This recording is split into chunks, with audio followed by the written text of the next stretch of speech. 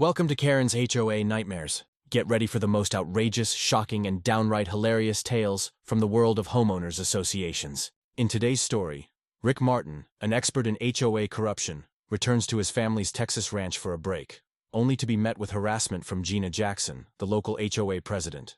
What starts as a dispute over property rights quickly escalates into a battle with deep-rooted corruption, involving Gina and her ally, Judge Kendrick. As Rick fights back using his knowledge of HOA laws, he uncovers a conspiracy that threatens his family's legacy. The battle for justice becomes a fight for the community's future, ultimately dismantling the corrupt system Gina built. Don't forget to like, subscribe, and share your thoughts in the comments and keep up with our latest hot stories. He's trespassing. Arrest him right now. I don't care if he says he owns this place, the HOA Karen yelled at the officers she had called on me while I stood on my own land. After a 12-hour drive to visit my family's ranch, I was greeted by flashing police lights and this blonde woman demanding that I be arrested. She stood there, smug and confident she'd won. What this small-town HOA president didn't realize was that back in Washington, my office wall displayed photos of 300 HOA presidents I had personally sent to federal prison. My job? I run the department that has the power to shut down any HOA in the country with just one phone call. If you're watching from your own HOA nightmare, drop your location in the comments because this woman just made the worst mistake of her life. I'm Rick Martin. After 15 years of fighting HOA abuses from my office in Washington, I finally decided to take a break. My grandfather's ranch in Texas had been calling to me, offering peace, quiet, and maybe a little fishing. What I got instead was a crash course in small-town corruption that could outdo any mob boss. The woman now demanding my arrest had been waiting 20 years for this moment, and over the next 72 hours, she would learn exactly why messing with the head of National HOA Oversight was the biggest mistake of her life. Hour one of what I now call the Willowbrook War began, with me pulling into the ranch's gravel driveway at 9 p.m. after a grueling 12-hour drive. As soon as my truck's headlights hit the wooden fence my grandfather had built, I felt the tension melt away. 3 months of dealing with a particularly nasty HOA scandal in Portland had drained me. All I wanted was to collapse into the old farmhouse, maybe grab a beer from the fridge if the power was still on, and sleep for a solid 16 hours. But of course, the universe had other plans. The quiet night was pierced by the siren of a patrol car before I could even grab my duffel bag. 2 officers approached me, looking at me like I was a suspect. "Sir, we've received a report of suspicious activity and possible break-in," the younger officer said, shining his flashlight at my face. I kept my hands visible, having dealt with law enforcement enough to know the importance of cooperating. "Officers, I think there's been a mistake," I said calmly. "This is my family's property. I'm Rick Martin, and I can show you the deed if you'll let me reach for my phone." That's when Gina Jackson made her entrance, striding across the lawn in what looked like her HOA uniform. Even in the dark, I could see the gleam of satisfaction in her eyes. "Officers, thank you for responding so quickly. As I told you on the phone, this man is trespassing on HOA-controlled property. We have strict regulations about access after dark, and I've never seen him before in my 15 years as president."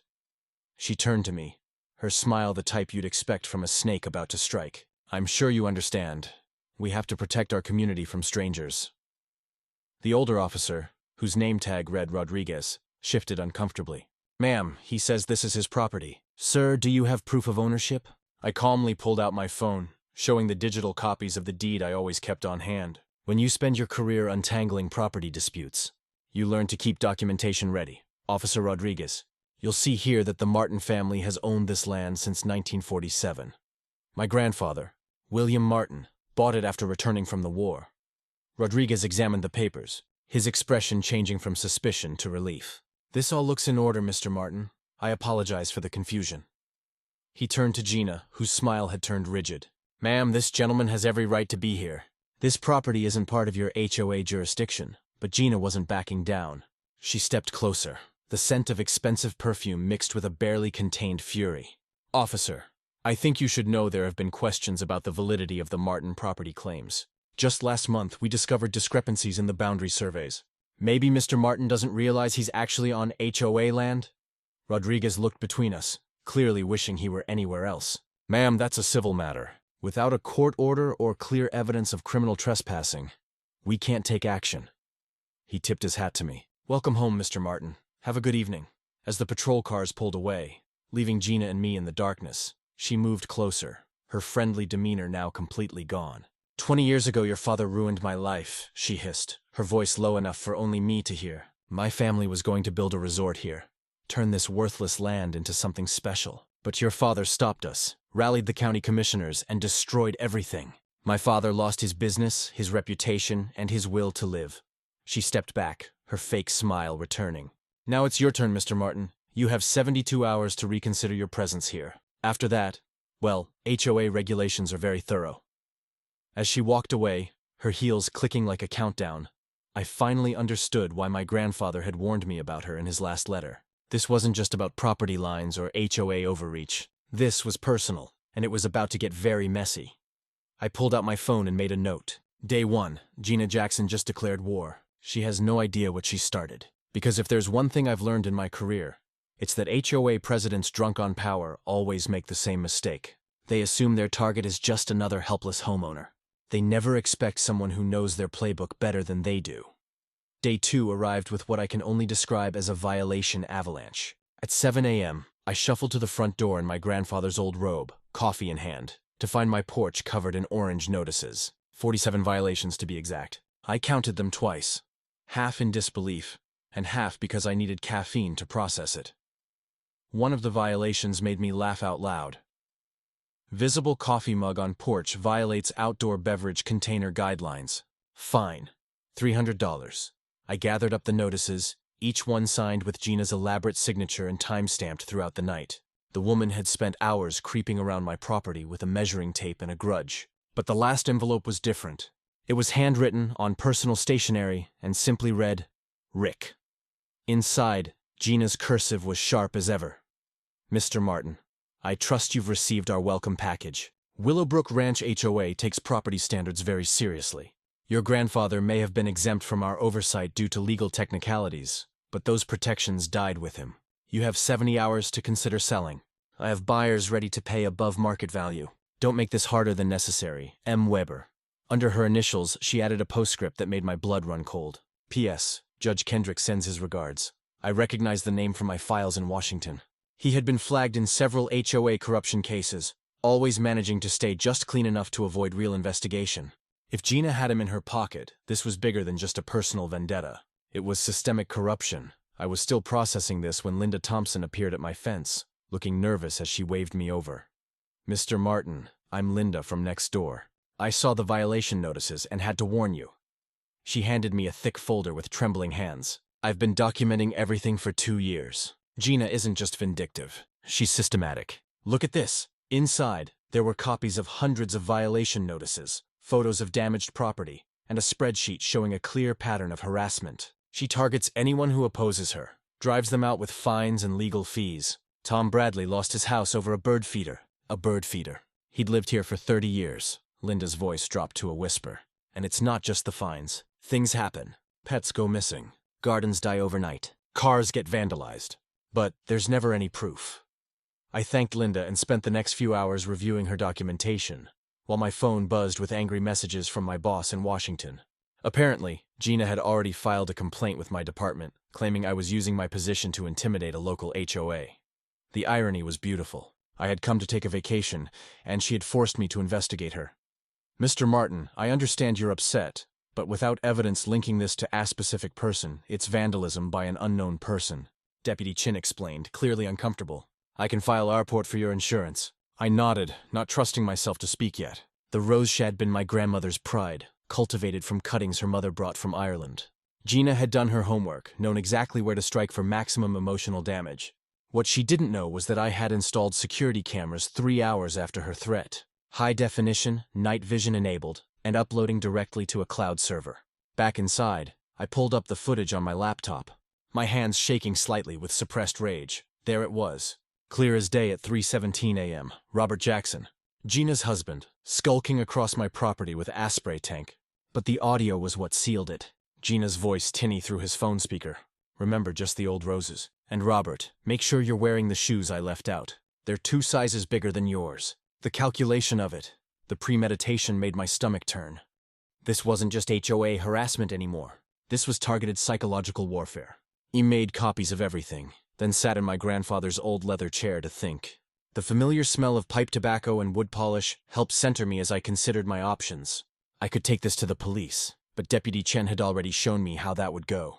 Local law enforcement clearly didn't want to cross Gina or Judge Kendrick. I could file a civil suit, but that would take months and play right into their hands. Or I could do what I did best, use their own rules against them. My phone rang, interrupting my planning.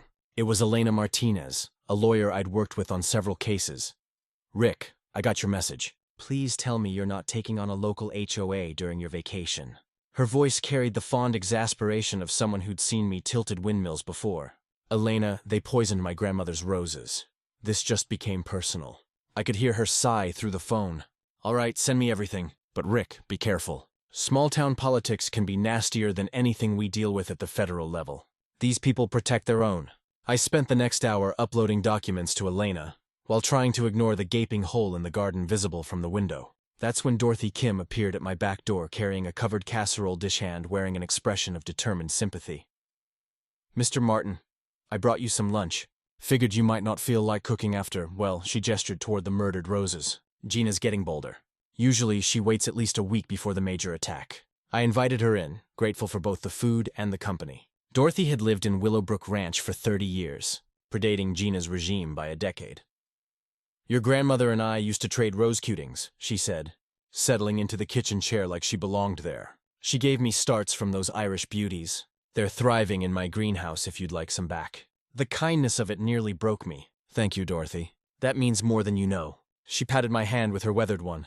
"That's what neighbors do, dear. The real ones, anyway. Not like that Jackson woman and her collection of flying monkeys." "Tell me about Judge Kendrick," I said, pouring her tea from the pot I'd just made. Dorothy's face darkened. "Randall Kendrick owns half the commercial real estate in the county. He and Gina have a cozy arrangement. She drives down property values with her harassment. His shell companies buy them up cheap. Then they flip them for resort development. Your family's ranch is the crown jewel they've been after. 60 acres of prime land with highway access, and those natural springs worth millions to the right developer." The picture was becoming clearer. This wasn't just about revenge for Gina's failed resort 20 years ago. This was an ongoing criminal enterprise disguised as HOA enforcement. "Dorothy, would you be willing to go on record with this information?" She smiled, but it didn't reach her eyes. "At me age, what can they do to me that time won't do worse?" "Yes, I'll testify. But you'll need more than one old woman's word against Judge Kendrick." After Dorothy left, I returned to my security footage, this time going back further. What I found made my blood run cold. Over the past week, there had been multiple instances of trespassing. Robert Jackson measuring my fence posts at midnight, Gina herself taking photos of my property from various angles, and on 3 separate occasions, an unfamiliar man in a suit examining my boundary markers and taking notes. But it was the conversation captured 2 nights ago that changed everything. Gina's voice carried on the wind to my sensitive microphones. "Yes, Judge Kendrick, the psychological pressure is working. He'll crack just like his father did. Weak hearts run in that family." Judge Kendrick's reply was muffled, but clear enough. "Good. The buyers are getting impatient. If he doesn't sell voluntarily within your timeline, we'll proceed with the judicial options. I've already prepared the emergency injunction paperwork. Some creative interpretation of the county codes should do the trick." Gina laughed. "Grandfather clauses mean nothing if we can prove health and safety violations. That old septic system alone could justify condemning the property. Just make sure your husband doesn't leave any evidence. We can't afford another Tom Bradley situation where questions get asked." Isaved the audio file in multiple locations, my mind racing. They just confessed to conspiracy, judicial corruption, and possibly murder if their comments about my father were what I suspected. But I needed more. I needed them to incriminate themselves beyond any reasonable doubt. As if on cue, my phone buzzed with another text from the unknown number. 24 hours left. "Rick, I hope you've been thinking about our offer. Your family cemetery plot looks so peaceful. Your father certainly thought so." The cruel implication made my decision for me. I opened my laptop and began typing an email to my boss in Washington. "Davidson, I need you to quietly pull everything we have on Judge Randall Kendrick and the Willowbrook Ranch HOA. Also, send me the contact information for our friends at the FBI's Public Corruption Unit." It seems my vacation just turned into an off-the-books investigation. Because if Gina Jackson wanted to play hardball, she was about to learn why I'd earned the nickname the HOA Executioner in Washington circles. The remaining 24 hours of her ultimatum would determine who ended up in that cemetery plot she'd so thoughtfully mentioned. Hour 60 arrived with all the fanfare of a public execution, which in a way it was. Gina had called an emergency HOA meeting. scheduling it for exactly 72 hours after her initial threat. The community center was packed, standing room only, with the kind of nervous energy that comes before a thunderstorm. I entered through the back door, having learned long ago that dramatic entrances work better when you can observe the room first. Gina stood at the podium like a general preparing for victory, flanked by her board members and notably, Judge Kendrick himself in the front row. The man's presence sent a clear message. This was not just an HOA meeting, but a coordinated attack backed by judicial power. "Thank you all for attending this emergency session," Gina began, her voice carrying the false concern of a practiced manipulator. "As you know, we have had some serious concerns about the old Martin property. Safety violations, code infractions, and now environmental hazards that could affect our entire community." She clicked a remote and badly photoshopped images of my property appeared on the screen behind her. The modifications were so obvious that several people in the audience exchanged skeptical glances. "Our architectural committee has documented over 200 violations in just 3 days. More concerning, we have discovered that the property's aging septic system may be contaminating our groundwater. This is not just about property values anymore. This is about the health and safety of our children." I watched from the back as several residents shifted uncomfortably in their seats. Linda Thompson caught my eye and shook her head slightly, warning me to wait for the right moment. Dorothy Kim sat rigid in her chair, hands clenched in her lap, fury barely contained. The room was clearly split between Gina's loyalists, who nodded along with every word, and the others, who looked like hostages at their own meeting. The tension was so thick, you could practically see it shimmering in the air between the two groups. I noticed several people recording with their phones despite the no recording signs Gina had hastily posted. Furthermore, Gina continued, building to her crescendo. "Mr. Rick Martin has refused to cooperate with our reasonable request for remediation. He has threatened board members, intimidated neighbors, and used his government position to harass our peaceful community. We cannot allow one individual to destroy what we have all worked so hard to build." That was my cue. I stepped forward, letting my footsteps echo in the sudden silence. Every head in the room turned to watch me walk down the center aisle. "Interesting presentation, Gina, though I notice you forgot to mention the part where you poisoned my grandmother's rose garden. Or would you prefer we discuss the 3 EBM trespassing your husband committed?" The room erupted in whispers and shocked exclamations. Gina's smile never wavered, but I saw her hand tighten on the podium until her knuckles went white. "Mr. Martin, you are out of order. This is a closed session for HOA members only. I must ask you to leave immediately, or I will have security escort you out." I smiled, producing a folder from my jacket with theatrical slowness. "Actually, according to your own bylaws, any property owner may attend and speak at emergency sessions. Section 12, paragraph 4. You should know this, Gina, having written them yourself. Unless you would like to admit to violating your own governing documents." Judge Kendrick stood up, his presence immediately commanding attention. The man radiated authority and barely contained anger. "Young man, I suggest you sit down before you make this worse for yourself. The HOA has legitimate concerns about your property, and your aggressive behavior only proves their point. I have reviewed the violations personally, and I can assure everyone here that they are both valid and concerning." I turned to face him, keeping my expression neutral despite the rage boiling in my chest. This was the man who had possibly helped murder my father. "Judge Kendrick, how interesting that you are here. Tell me, do you attend all HOA meetings or just the ones where you have a financial interest in the outcome?" The room went dead silent. You could have heard a pin drop. Kendrick's face flushed red, but before he could respond, Gina intervened. "Enough of this disruption. I motion to vote on emergency action against the Martin property, including immediate liens for all outstanding violations and a recommendation for county condemnation proceedings." Several board members seconded the motion with suspicious speed, clearly rehearsed. But I was not done. Not even close. "Before you vote, there is something everyone should see." I pulled out my phone and connected it to the room's audio system, a feature I had tested earlier while the room was empty. The recording played crystal clear. Gina and Kendrick discussing their plans, admitting to the conspiracy, joking about my father's death. The room exploded into chaos. People jumped to their feet, shouting questions and accusations. Gina's face had gone from confident to ash white in seconds. "That is fabricated. High's using his government resources to create fake evidence. This is exactly the kind of harassment I warned you about, but the damage was done." Even her supporters looked uncertain, now whispering among themselves and glancing nervously at Judge Kendrick. Dorothy Kim stood up, her voice cutting through the chaos like a blade. "I have lived here for 30 years, and I have watched you destroy this community one family at a time. The Bradleys, the Johnsons, the Parks, all forced out so your judge friend could buy their land cheap. We all knew something was wrong, but we were too scared to speak up. Well, I am not scared anymore. More voices joined in. A chorus of long-suppressed grievances. But Gina had one more card to play. She slammed the gavel repeatedly until the room quieted. Mr. Martin, you have made serious accusations without proof. However, I have proof of my own. She produced a manila folder with theatrical flair, her confidence returning. This is a lien document signed and notarized showing that William Martin borrowed $50,000 from the HOA Reserve Fund in 2003. That debt with interest and penalties now exceeds $300,000. As you can see, the signature is authenticated. The notary seal is genuine, and the document predates Mr. Martin's death. According to state law, this debt transfers to his heir. Rick Martin owes this HOA $300,000 due immediately. The silence that followed was deafening. This was her masterstroke, her killing blow. She passed copies around the room, and I could see people's expressions changing from sympathy to suspicion. I took one of the copies, examining it carefully while my mind raced. The forgery was excellent, almost perfect. Elena had warned me something like this might happen, but seeing it still felt like a physical blow. Then I spotted it. Threatening detail that would unravel everything. I looked up at Gina with a smile that made her step back. This is impressive work, Gina. Really top-notch forgery. There is just one problem.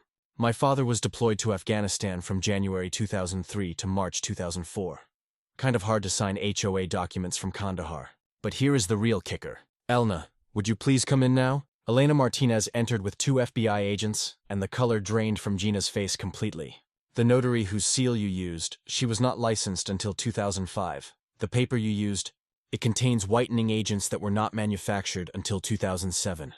And Judge Kendrick, he is about to have much bigger problems than a failed HOA coup. Gentlemen, I believe you have some arrests to make. As chaos erupted again, Gina turned to me with pure hatred in her eyes. You think you have won? Check your mail tomorrow, Rick. My resignation letter is not the only thing I filed with the county. Even facing arrest, she was still playing games. But what could she have possibly filed? The question nagged at me as the FBI agents read her rights, and I realized this war was far from over. The 24 hours following Gina's arrest should have been a victory lap. Instead, they became a masterclass in why you never underestimate a cornered predator with powerful friends. I woke up to find my bank accounts frozen, a cease and desist order nailed to my door, and 3 separate lawsuits filed against me for defamation, harassment, and torturous interference with Judge Kendrick might have avoided immediate arrest, but he'd clearly spent the night mobilizing every legal weapon in his arsenal. The man had connections throughout the Texas legal system, and he was using every single one of them to crush me before I could expose the full extent of their corruption. Rick, this is bad. Elena's voice crackled through my phone as I stood in my kitchen, staring at the legal papers covering my table like a blanket of threats. Kendrick has filed an emergency injunction claiming your property poses an imminent health hazard. He has fast-tracked a hearing for tomorrow morning. And guess which judge is presiding? His golf buddy, Judge Thornton. They are trying to condemn your property before the FBI investigation gains traction. If they can force a sale, the proceeds would go to settling your supposed debt to the HOA. I poured myself coffee with hands that were not quite steady, processing the full scope of their counterattack. This was the nuclear option, the kind of all-out assault that destroyed lives and left families ruined.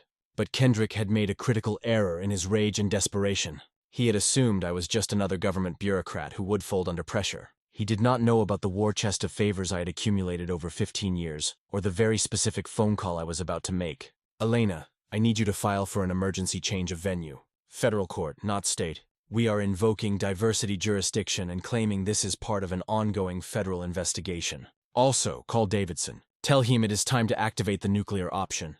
While Elena worked her legal magic, I decided to play offense rather than sit back and wait for the next attack. Kendrick might have frozen my official accounts, but he had not discovered the emergency fund I kept in cryptocurrency. A paranoid habit from years of dealing with corrupt officials who love to weaponize the banking system. I quickly converted enough to cover immediate expenses and hired Marcus Chen, a forensic accountant I'd worked with on several high-profile cases. Marcus, I need you to tear apart the Willowbrook Ranch HOA's finances.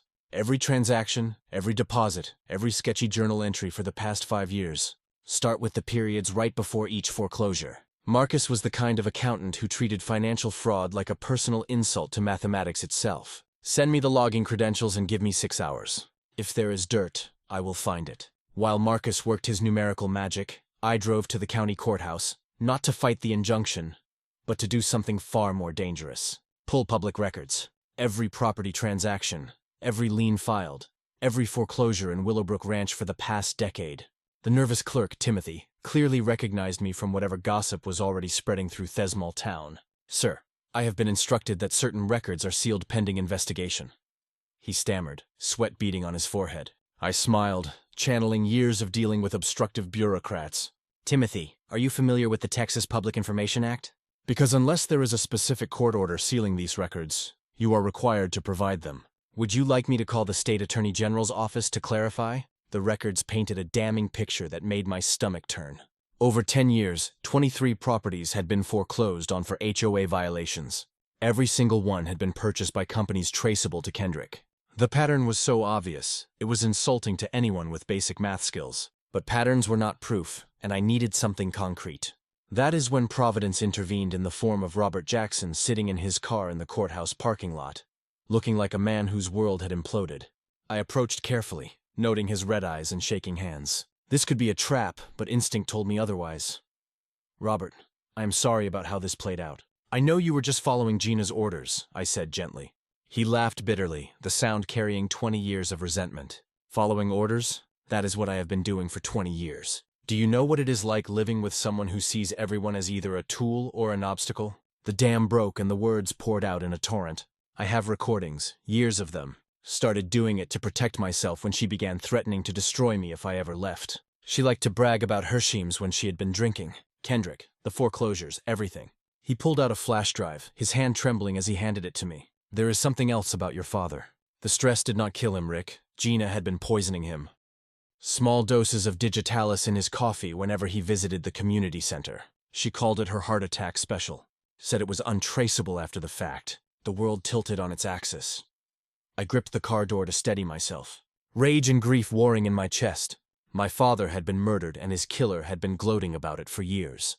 "I will testify," Robert said quietly. "I will give you everything. The recordings, the documents she kept in our safe, all of it." Just then, my phone exploded with texts from Marcus. "Jackpot. Call me now." Marcus had found the smoking gun we desperately needed. "Rick, they have been embezzling for years. Fake vendor payments, ghost contractors, the whole 9 yards. But here's the beautiful part. They got sloppy during Gina authorized payments to a cleaning company that did not exist, owned by a corporation registered to Judge Kendrick's wife. Over $800,000 in fraudulent payments over 18 months. This is RICO territory. Racketeering, conspiracy, fraud, and with Robert's testimony, possibly murder. That evening, my phone rang with a block number. I knew who it would be before I answered. "Rick Martin." Kendrick's voice oozed false confidence. "You are playing a dangerous game." Gina might have been careless, but I have been doing this for 30 years. You have no idea how deep this goes. Aloft, surprising both of us. "Judge Kendrick, you still do not get it. You have been playing small-town tyrant so long. You have forgotten how the real world works. By tomorrow morning, the FBI, the IRS, and the Texas Attorney General will all have copies of your financial records. Your house of cards is about to collapse." The silence stretched before he spoke again, the confidence cracking like thin ice. "What do you want?" His voice had lost all its authority, reduced to the whimper of a cornered criminal. "Justice for my father. Prison time for everyone involved, and every family you destroyed made whole again. That is non-negotiable." I hung up before he could respond, then immediately called Elena. "We have them. Robert turned state's evidence and Marcus found financial crimes that make Enron look subtle. How fast can you get this to the FBI?" As I sat on my porch that night, I felt my father's presence strongly. Tomorrow would bring the final battle. But tonight, for the first time since this started, I knew we would win. The empire they had built on cruelty and corruption was about to come crashing down, and I would be there to watch every brick fall. The federal courthouse in Austin stood like a fortress of justice against the morning sky, its limestone columns glowing in the early sunlight. I adjusted my tie one final time before entering, flanked by Elena and 2 FBI agents who had become my constant shadows. The security checkpoint buzzed with unusual activity. Apparently, our little drama had attracted media attention from across Texas. Small-town HOA corruption exposed made for irresistible headlines, especially when it involved a federal investigation and potential murder charges. The courtroom was packed beyond capacity with overflow crowds watching on monitors in adjacent rooms. I spotted Dorothy Kim in the gallery wearing her Sunday best and giving me an encouraging nod. "All rise for the Honorable Judge Patricia Reeves," the bailiff announced, and I felt a wave of relief wash over me. Reeves had a reputation for being incorruptible and having zero tolerance for judicial misconduct. Kendrick's influence definitely did not extend to her courtroom.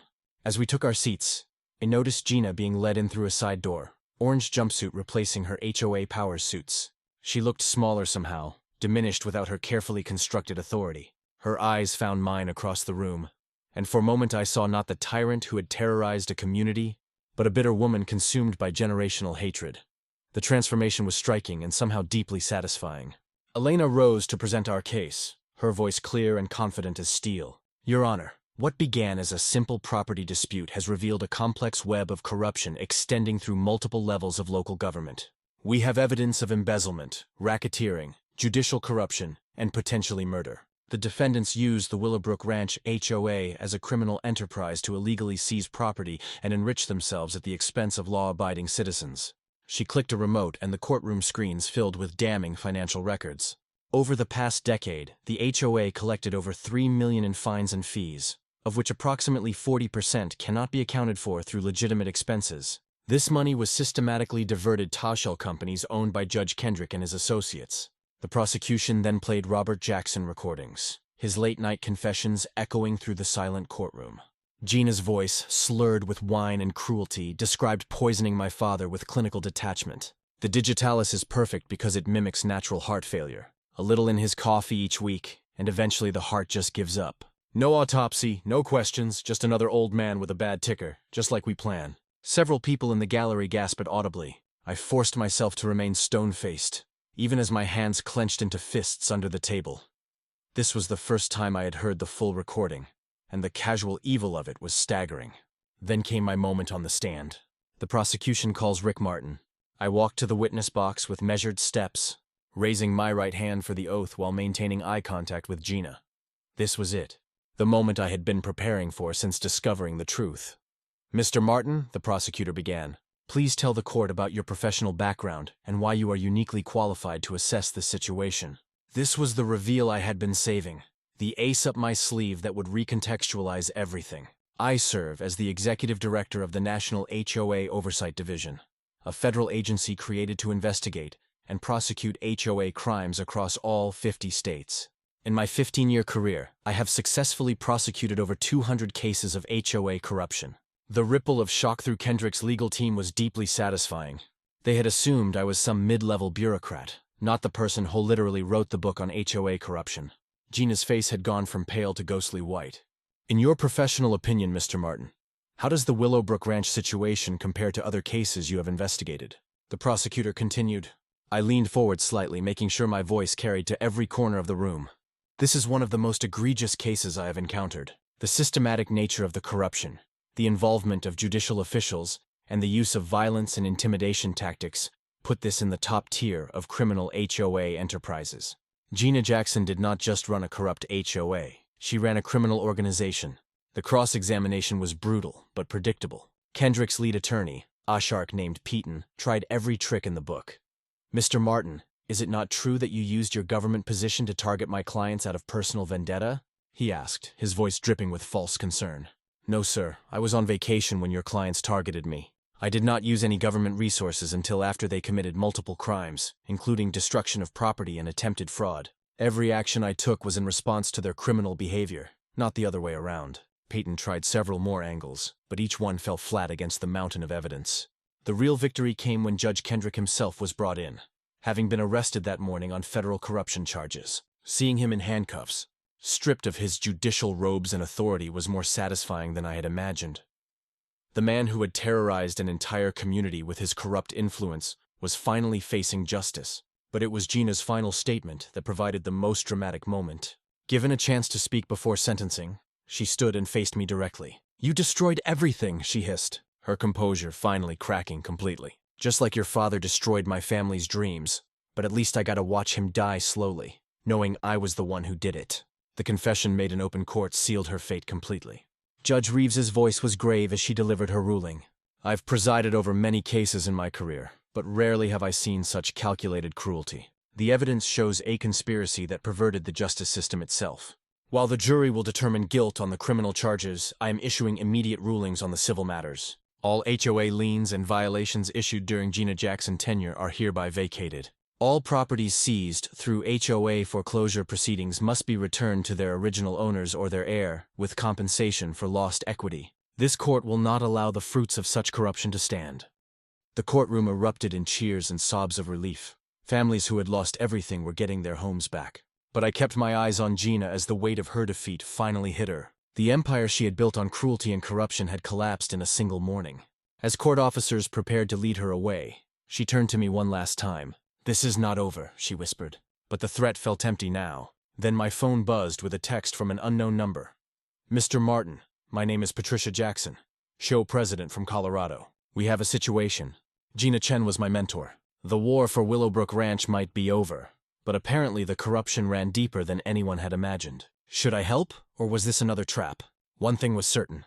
My fight against HOA corruption was far from finished. 6 weeks later, I stood in the driveway of 1423 Willowbrook Court, holding a set of keys that felt heavier than their weight suggested. The moving truck behind me contained the entire lives of Gina and Robert Jackson, packed up and ready for their journey to a small apartment in Houston, the only place Gina could afford, with her assets frozen and her legal bills mounting. The irony wasn't lost on anyone. The HOA president who'd driven so many from their homes was now being evicted from hers, and the man she'd tried to destroy was her landlord. "I still can't believe you bought it," Dorothy Kim said from beside me, holding a potted rose bush, a cutting from the Irish beauties we'd managed to propagate from her preserved collection. "Seems fitting, though. Your grandmother always said the best revenge was a life well lived." I smiled, watching as Gina emerged from the house for the final time.